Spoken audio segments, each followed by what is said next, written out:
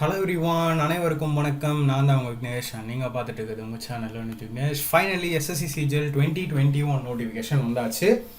கொஞ்சம் முன்னாடியே எக்ஸ்பெக்ட் பண்ணிட்டு இருந்தோம், பட் டிலே ஆகிடுச்சு. அண்ட் வீடியோவோட ஸ்டார்டிங்லேயே சொல்லிடுறேன், இது செட்டு கிடையாது. காமன் எலிஜிபிலிட்டி டெஸ்ட்டில் இது வராது, ஓகேவா? ஸோ இதுக்கு முன்னாடி இத்தனை வருஷமாக எப்படி நடந்துகிட்ருக்கோ சேம் பேட்டர்ன், சேம் ப்ராசஸ், எந்த ஒரு சேஞ்சும் இருக்காது. சரியா? அந்த கன்ஃபியூஷன் நிறைய பேருக்கு இருக்கும். மேபி சிஇடி நம்ம நெக்ஸ்ட் இயர் கூட எக்ஸ்பெக்ட் பண்ணலாம். அதனால் அதை நினச்சி யாரும் எப்படி இருக்கும் அப்படின்லாம் யோசிக்க வேண்டாம். ஓகே, ஸோ நோட்டிஃபிகேஷனை பற்றி இன்டெப்த்தாக டீட்டெயிலாக பார்க்க போகிறோம். இது ஸ்ட்ராட்டஜி வீடியோ கிடையாது. ஜஸ்ட் நோட்டிஃபிகேஷனை நீங்கள் பார்க்க வேண்டிய பாயிண்ட்ஸ் எல்லாத்தையும் நான் சொல்ல போகிறேன். ஓகே, வாங்க வீடியோக்குள்ளே போவோம். ஸோ இது வந்து எஸ்எஸ்சி சிஜிஎல் ஸ்டாஃப் செலெக்ஷன் கமிஷனால் நடத்தப்படுற ஒரு எக்ஸாம், கம்பைன்டு கிராஜுவேட் லெவல் அப்படின்னு சொல்லுவாங்க, சிஜிஎல்.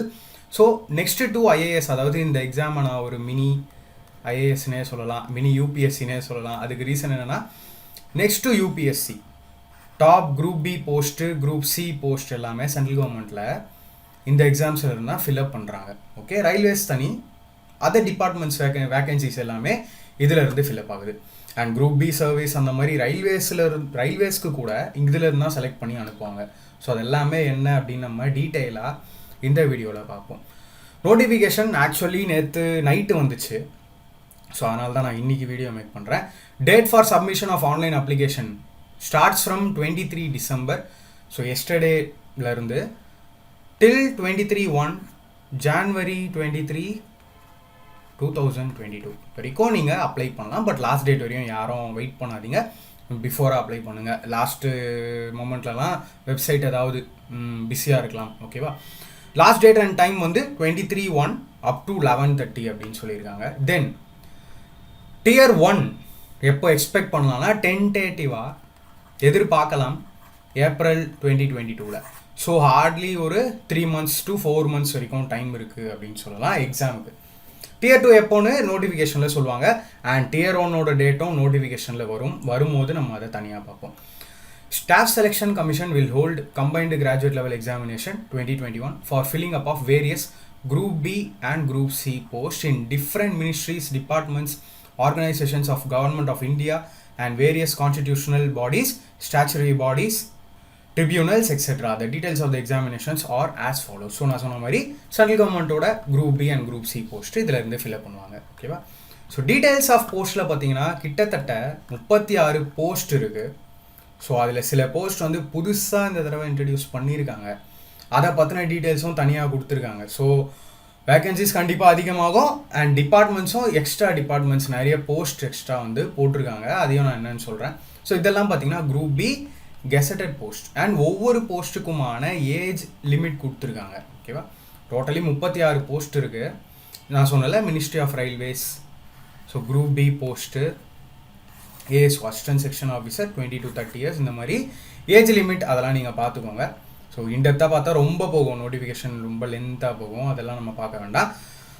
போஸ்ட் வைஸ் இன்னும் ஒவ்வொரு போஸ்ட்டை பற்றியும் இன்டெப்த்தாக தெரியணும் ப்ரோ அப்படின்னா சொல்லுங்கள், அந்த மாதிரி தனியாக ஒரு வீடியோ மேக் பண்ணுவோம். ஏன்னா எஸ்எஸ்சி ரிலேட்டட் நிறைய தமிழில் வீடியோஸ் இருக்காது அப்படின்னு நான் நம்புகிறேன். ஸோ இதெல்லாமே கிட்டத்தட்ட 36 போஸ்ட் இருக்குது, ஓகேவா? Assistant post, vigilance, customs, income tax, பெரிய பெரிய போஸ்ட்டில் இருந்து குரூப் சி போஸ்ட் வரைக்கும் எல்லாமே இதில் கவர் ஆகும், ஓகேவா? தென் இம்பார்ட்டன்ட் பாயிண்ட்ஸ் மட்டும் நான் சொல்கிறேன், மீதி எல்லாமே உங்களுக்கே தெரிஞ்ச மாதிரி தான் இருக்கும். Vacancy will be determined in due course. So vacancy வந்து தனியாக ஒரு நோட்டிஃபிகேஷனில் விடுவாங்க. அப்ராக்சிமேட்டாக நம்ம ஒரு 8K to 10K வரைக்கும் எக்ஸ்பெக்ட் பண்ணலாம். ஆவரேஜாக நான் சொல்கிறேன், ஒவ்வொரு வருஷத்தையும் பார்த்து சொல்கிறேன். மேபி கொஞ்சம் குறையலாம், இல்லை ஏறத்துக்கும் வாய்ப்பு இருக்குது. வேக்கன்சி வரட்டும், அப்போ நம்ம தனியாக ஒரு வீடியோ மேக் பண்ணிப்போம். நேஷ்னாலிட்டி, சிட்டிசன் ஆஃப் இந்தியா, இதெல்லாம் எல்லாருக்குமே தெரியுன்றதுனால நான் ஜஸ்ட்டு ஸ்கிப் பண்ணுறேன்.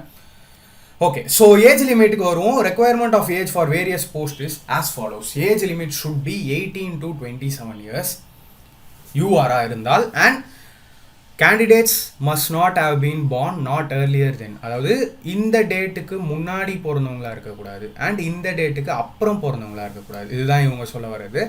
அண்ட் எந்த போஸ்ட்டுக்கெலாம் 20 to 30 yearsோ அவங்கெல்லாம் இந்த இயருக்கு முன்னாடி பிறந்திருக்கக்கூடாது அண்ட் இந்த இயருக்கு அப்புறம் பிறந்திருக்கக்கூடாது, ஓகேவா? ஸோ அது எல்லாத்தையும் பார்த்துக்கோங்க. ரிலாக்ஸேஷன் உண்டு. அதில் 27 வரைக்கும் சொல்லியிருக்காங்க இல்லையா, ப்ளஸ் ஓபிசியாக இருந்தீங்கன்னா ஒரு 3 years, அண்ட் 13 எங்கே சொல்லியிருக்காங்களோ அங்கேருந்து ரிலாக்ஸேஷனுக்கு அப்புறம் ஒரு 3 years எக்ஸ்ட்ரா.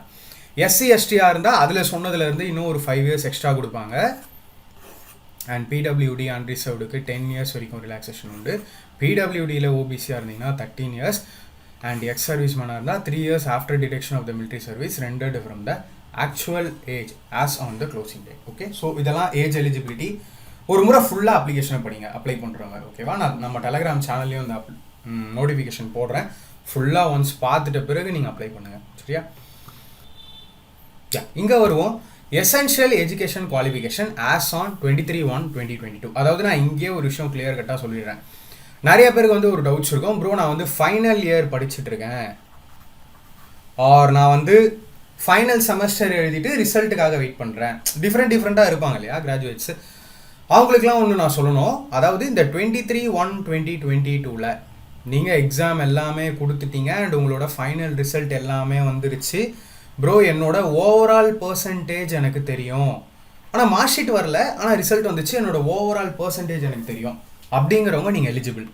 ஓகேவா, இப்போயே கிளியர் ஆகிருக்கும்னு நான் நினைக்கிறேன். இல்லை ப்ரோ நான் வந்து எக்ஸாம்லாம் எழுதியாச்சு, ரிசல்ட்டுக்காக வெயிட்டிங், இல்லை என்னோட மார்க்ஸ் இன்னும் தெரியப்படலை அப்படிங்கிறவங்க டோன்ட் அப்ளை பண்ண முடியாது. சரியா, வெறும் ஃபைனல் இயரில் தான் நான் இருக்கேன் அப்படிங்கிறவங்களும் அப்ளை பண்ண முடியாது.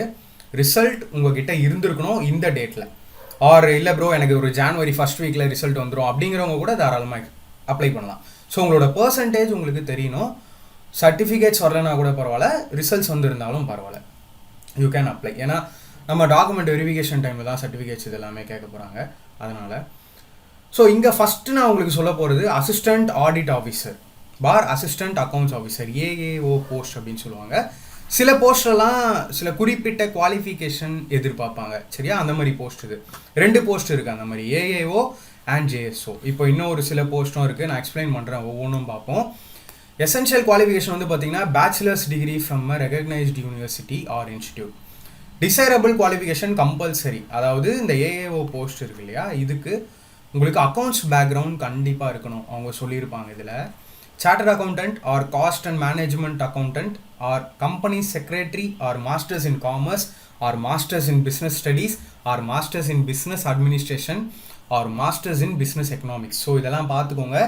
ஏன்னா இந்த அளவுக்கு எனக்குமே சரியான ஐடியா இருக்காது, ஏன்னா அந்த குவாலிஃபிகேஷன் உள்ளவங்களுக்கு தான் அதை பற்றி டீட்டெயிலாக தெரியும். ஸோ இந்த குவாலிஃபிகேஷன் இருக்கிறவங்க மட்டும்தான் இந்த போஸ்ட்டுக்கு எலிஜிபிள். ஓகேவா, தென் ஜேஎஸ்ஓக்கு வருவோம், ஜூனியர் ஸ்டாட்டிஸ்டிக்கல் ஆஃபீஸர். ஸோ இந்த போஸ்ட்டுக்கு பார்த்தீங்கன்னா bachelors degree in any subject from a recognised university or institute with at least 60% marks in maths at 12th standard level. So உங்களோட 12th ஸ்டாண்டர்ட் லெவலில் நீங்கள் 60% அண்ட் அபவ் இருக்கணும். Bachelors degree in any subject with statistics as one of the subject at degree level. உங்களோட degree level எக்ஸாம்ஸில், அதாவது உங்களோட UG பண்ணியிருப்பீங்க இல்லையா, அதில் ஸ்டாட்டிஸ்டிக்ஸ் ஒன் ஆஃப் த சப்ஜெக்டாக இருக்கணும், கம்பல்சரி அப்படின்னு சொல்லியிருக்காங்க. தென் statistical investigator grade 2, assistant in national company law appellate tribunal, research assistant in national human rights commission. So இது எல்லாமே இப்போ புதுசாக பார்க்க முடியுது. Bachelors degree in any subject with statistics as one of the subjects from a recognized university or institute, the candidate must have studied statistics as a subject in all 3 years of all the 6 semesters of graduation course. So ரொம்ப முக்கியம். இதெல்லாம் யார் அந்த அவங்க சொல்லியிருக்கிற mention பண்ணியிருக்கிற qualification இருக்கோ அவங்க அப்ளை பண்ணக்கூடிய போஸ்ட்டு எல்லாரும் எலிஜிபிள் கிடையாது. ஓகேவா, இல்லை ப்ரோ நான் வெறும் டிகிரி தான் ப்ரோ, இந்த ஸ்டாட்டிஸ்டிக்ஸ் இதெல்லாம் எனக்கு தெரியாதுன்னா நீங்களும் நிறைய போஸ்ட்டுக்கு எலிஜிபிள். ஓகேவா, இந்த சில போஸ்ட்டுக்கு மட்டும்தான் இல்லை. அதாவது கிட்டத்தட்ட 36 போஸ்ட்டு பார்த்தோம் இல்லையா, அதில் 1 2 3 4 5 இந்த 5 போஸ்ட்டுக்கு மட்டும், கிட்டத்தட்ட இந்த 5 போஸ்ட்டுக்கு மட்டும் அவங்க கேட்குற குவாலிஃபிகேஷன் இருக்கிறவங்க அப்ளை பண்ணுங்கள். அப்போ பாக்கி 31 போஸ்ட் என்ன ப்ரோ, நார்மலாக டிகிரி இருந்தாலே நீங்கள் அப்ளை பண்ணலாம், அவ்வளோதான். ஓகேவா, then assistant in national company law appellate tribunal அப்படிங்கிறாங்க. இங்கே essential qualification degree in law from a recognised university. So law degree வச்சுருப்பீங்க இல்லையா, அந்த மாதிரி ஸ்டூடெண்ட்ஸும் இருப்பீங்க, அவங்களாம் இதுக்கு அப்ளை பண்ணலாம். Then research assistant in national human rights commission, NHRC, essential qualification bachelor's degree desirable குவாலிஃபிகேஷனில் பாருங்கள், minimum 1 year research experience in any recognised university or recognised research institution, degree in law or human rights from a recognised university. So இதெல்லாம் ரொம்ப கேர்ஃபுல்லாக இருக்கணும். மற்றபடி ஒன்றும் problem இல்லை. இல்லாதவங்க நார்மல் போஸ்ட்டுக்கு அப்ளை பண்ணுங்கள். ஆல் அதர் போஸ்ட்டுக்கு any bachelors degree from a recognised university or equivalent. The candidate must possess essential qualification on or before the closing date for receipt of online application. That is, அதாவது நான் சொன்னல 23 January நீங்கள் complete பண்ணியிருக்கணும், உங்களோட results வந்துருக்கணும். ஓகேவா? Then இது என்ன சொல்லியிருப்பாங்கன்னா, as per ministry of human resource development, அதாவது டிஸ்டன்ஸ் எஜுகேஷன் டிகிரி புரிகிற மாதிரி சொல்ல போனால் கரஸில் டிகிரி பண்ணியிருப்பீங்க இல்லையா, அவங்களும் எலிஜிபிள். ஃப்ரம் அ ரெகக்னைஸ்ட் யூனிவர்சிட்டியில் இருந்தால் யூ ஆர் எலிஜிபிள் அப்படின்னு. As per UGC open and distance education இதை பற்றியும் சொல்லியிருப்பாங்க. ரெகக்னைஸ்டு டிகிரியாக இருந்தால் நோ ப்ராப்ளம். அதே மாதிரி டிஸ்டன்ஸ் எஜுகேஷனில் நீங்கள் என்ஜினியரிங் இல்லை medical, dental, nursing, pharmacy, architecture, physiotherapy are not permitted to be offered under open and distance education. Okay, so distance எஜுகேஷனில் ஆர்ட்ஸ் டிகிரி பண்ணவங்க ஓகே, பட் மெடிசன், என்ஜினியரிங் அதெல்லாம் பண்ண முடியாது. பட் அந்த மாதிரி படிச்சிருந்தீங்கன்னா யூ ஆர் நாட் எலிஜிபிள் அப்படின்னு சொல்கிறாங்க. தென் ஓகே, இங்கே பாருங்கள், நான் சொன்னது தான், அதாவது அவங்களோட எஜுகேஷனல் குவாலிஃபிகேஷன் இருக்கு இல்லையா, must have been declared by the institute or university by the specified date. Mere processing of the result by the university institute cut off date does not fulfil. அதாவது ரிசல்ட்ஸ் வந்து ப்ராசஸிங்கில் இருக்குது அப்படிங்கிறவங்களாம் apply பண்ணாதீங்க. அதுதான் நான் சொன்னது தான் இங்கேயும் கொடுத்துருக்காங்க, வேறு ஒன்றும் இல்லை. நெக்ஸ்ட்டு உங்களோட ஃபோட்டோகிராஃப், அதாவது போன தடவை வந்து டேட் மென்ஷன் பண்ணியிருக்கணுன்னாங்க, இந்த தடவை டேட்டை மென்ஷன் பண்ணணும் அப்படின்னு எதுவுமே அவங்க தரல. ஸோ அதனால் ஒரு 2 to 3 days வெயிட் பண்ணுங்கள். அண்ட் என்னென்னா ஃபோட்டோஸ் வந்து நீங்கள் ரொம்ப கேர்ஃபுல்லாக இருக்கணும். இன்றைக்கி நிறைய பேருக்கு ரிஜெக்ட் ஆகுதுன்னா அது ஒரு ரீசன் தான். அவங்க அதுக்கே தனியாக கொடுத்துருக்காங்க, தனியாக ஒரு நோட்டிஃபிகேஷன். இங்கே பாருங்கள், photograph should not be more than 3 months old from the date of publication. டீட்டெயிலாக பார்த்துருவோம். from the date of publication of the notice of the examination. அதாவது 3 months ஹோல்டாக இருக்கக்கூடாது. இப்போ நீங்கள் அப்ளை பண்ண போகிறீங்கன்னா இப்போ போய் ஃப்ரெஷ்ஷாக ஒரு ஃபோட்டோகிராஃப் எடுக்கணும், கம்பல்சரி எடுக்கணும். ஓகேவா? எடுத்து ஸ்கேன் பண்ணணும். அந்த இமேஜோட சைஸ் 3.5 cm into 4.5 cm இருக்கணும். if the proper photograph is not uploaded by a candidate, his candidature will be liable to be cancelled. Specimen of photographs which are acceptable, not acceptable is given. So அவங்க கொடுத்துருக்காங்க, இந்த மாதிரி photo இருக்கணும், இது மட்டும் accept பண்ணுவாங்க. இந்த மாதிரி ஃபார்மெட்டில் எப்படி இருந்தாலும் கேப் போட்ட மாதிரி, இல்லை எடிட் பண்ண மாதிரி, இல்லை ஃபோன்லேயே ஸ்கேன் எடுப்பீங்களே, ஃபோனில் ஸ்கேன் எடுத்தாலும் நல்லா இருந்தால் ஓகே, பட் டல்லாக இருக்கக்கூடாது. சைடில் பார்த்தா மாதிரி, இல்லை தலைகீழாக இருக்கிற மாதிரி, சின்னதாக இருந்த மாதிரி, இல்லை ஸ்பெக்ஸ் போட்டுட்டு இருந்தாலும், நார்மலாக நீங்கள் கிளாஸ் வேர் பண்ணுறவர் அப்படின்னா பிரச்சனை இல்லை. பட் இந்த மாதிரி கிளார் இருக்கக்கூடாது. ஓகேவா? அதெல்லாம் பார்த்துக்கோங்க, ரொம்ப ஸ்பெசிஃபிக்காக பார்ப்பாங்க, இல்லைனா ரிஜெக்ட் ஆகிறதுக்கான சான்சஸ் அதிகம். Last date and time of submission of online application 23/1 mention பண்ணியிருக்க மாதிரி ஸ்டார்டிங்லேயே. Candidates are advised in their own interest to submit the online application much before the closing date. So இது லாஸ்ட் டேட்டுக்கு முன்னாடி apply பண்ணியிருங்கன்றாங்க, வேறு ஒன்றும் இல்லை. அப்ளிகேஷன் ஃபீ 100 rupees பே பண்ணுற மாதிரி இருக்கும். பட் உமன் கேண்டிடேட்ஸ்க்கு and candidates belonging to SC, ST, person with disabilities, ex serviceman, இவங்க யாருக்கும் ஃபீ கிடையாது. ஃபீ எக்ஸம்ஷன், இவங்க யாரும் ஃபீ எதுவும் பே பண்ண தேவையில்லை. ஃபீ வந்து நீங்கள் ஆன்லைனில் பே பண்ணலாம், இதெல்லாம் எல்லாருக்குமே தெரியும் அப்ளை பண்ணுறவங்களுக்கு. ஸோ நான் ஸ்கிப் பண்ணுறேன். Window for application form, so எல்லாம் அப்ளை பண்ணிட்டீங்கனாலும் க்ளோஸ் ஆகிடுச்சு. 28/1 கிட்டத்தட்ட ஒரு 4 days கிட்ட டைம் தராங்களா? 5 days டைம் தராங்க. இந்த 5 days உங்களோட அப்ளிகேஷனில் ஏதாவது கரெக்ஷன் இருந்தால், இல்லை மாடிஃபிகேஷன் இருந்தால் நீங்கள் பண்ணிக்கலாம். ஸோ ஏதாவது ஒரு எரர் பண்ணிட்டீங்க அப்படின்னா இந்த 5 days அப்ளிகேஷன்லாம் முடிஞ்ச பிறகு இந்த 5 daysல நீங்கள் மாடிஃபிகேஷன்ஸ் பண்ணிக்கலாம். அதுக்கு ஒரு 5 days டைம் தராங்க. லாஸ்ட்டாக அப்டேட் பண்ணி எதை நீங்கள் சப்மிட் பண்ணுறீங்களோ, லாஸ்ட்டாக அப்டேட் பண்ணி சப்மிட் பண்ணப்படுற அப்ளிகேஷன் அக்செப்ட் ஆகும். ஓகேவா? ஸோ அதையும் வந்து அவங்க தெளிவாக கொடுத்துருக்காங்க. Last modified application will be treated as the valid one and the previous application submitted by such candidates will be ignored. மீதி பேர்தெல்லாம் இக்னோர் பண்ணுவாங்க. சரியா? நெக்ஸ்ட்டு சென்டர்ஸ் கொடுத்துருக்காங்க. சென்டர்ஸ்லாம் ஆல்மோஸ்ட் எல்லா இடத்துலையுமே நீங்கள் எக்ஸ்பெக்ட் பண்ணலாம், ஒன்றும் ப்ராப்ளம் கிடையாது. சரியா? ஸோ சதர்ன் ரீஜனில் நிறைய பேர் அப்ளை பண்ணுவீங்க. சென்னையில் உண்டு அண்ட் இங்கெல்லாம் இருக்குது.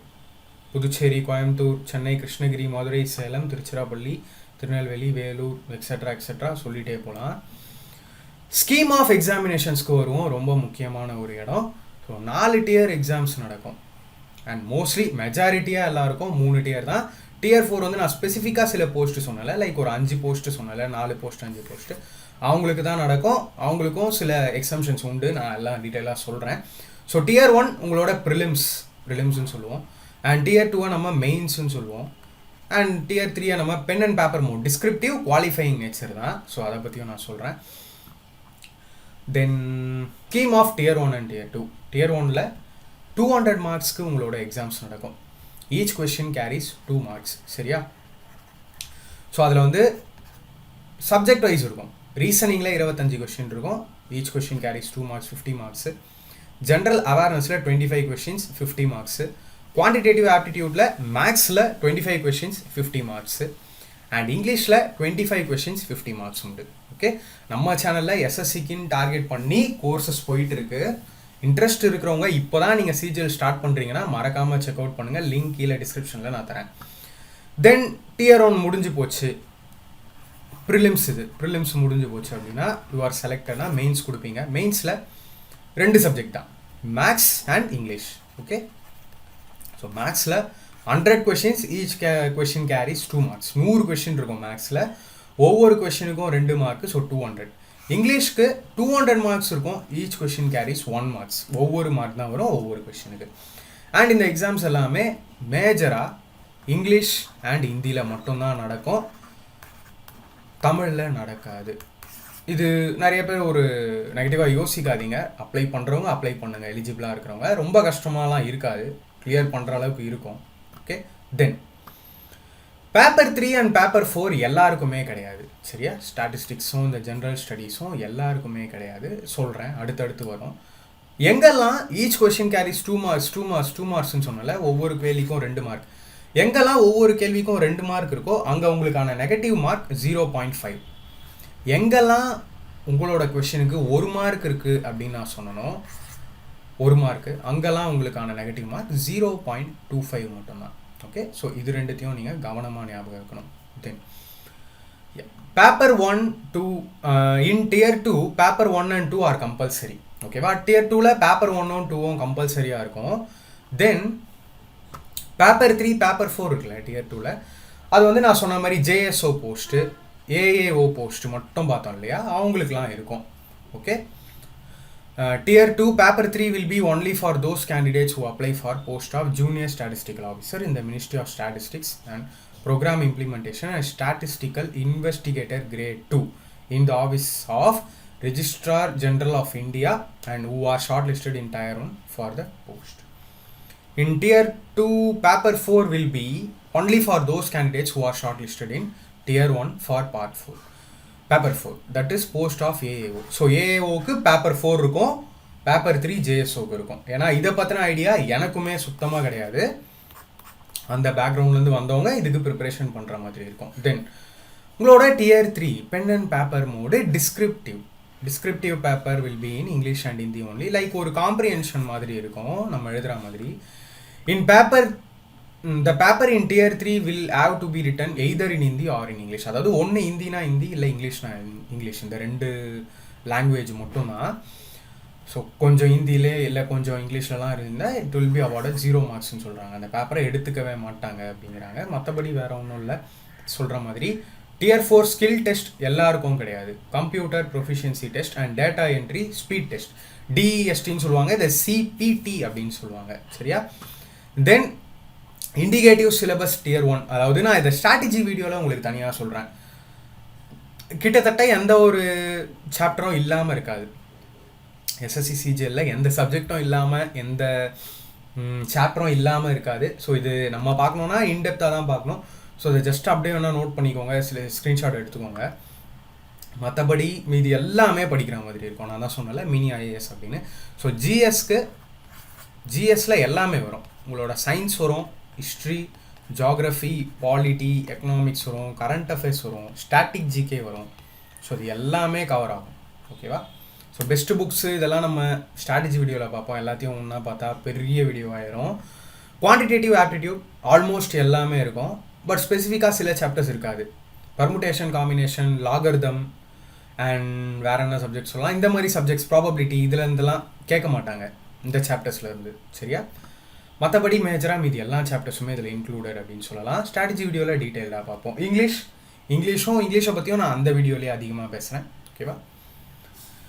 தென் டியர் 2. டியர் 2ல் மேக்ஸோட சிலபஸ் சேம், டிக்டோ சேம். ரீசனிங், ஜிஎஸ் எதுவுமே வராது டியர் 2ல். ஒன்லி மேக்ஸ் அண்ட் இங்கிலீஷ் தான். ஓகே, இங்கிலீஷ்லேயும் ஆல்மோஸ்ட் ப்ரீயும் மெயின்ஸும் சேம் அப்படின்னு நான் சொல்லலாம்.